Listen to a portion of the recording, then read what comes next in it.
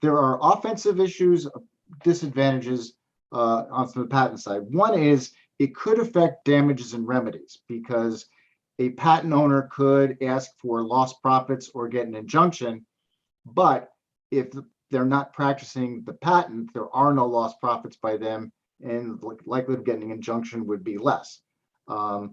It also may affect royalty rates up or down, because if there's a royalty rate for this technology that one company is charging another, then if there is litigation, the other side will say that's what the right rate should be. So if you're trying to assert a patent and you have a very low rate, that's not very good.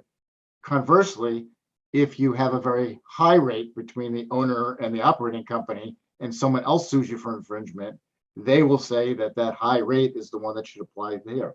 So that becomes an issue. There are also some defensive disadvantages. If the operating company owns its own patents, they're less likely to be sued by someone else because a competitor will know that that's coming back at them.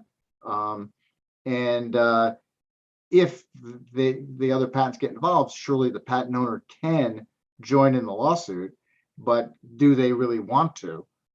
That's a question that they'll need to ask.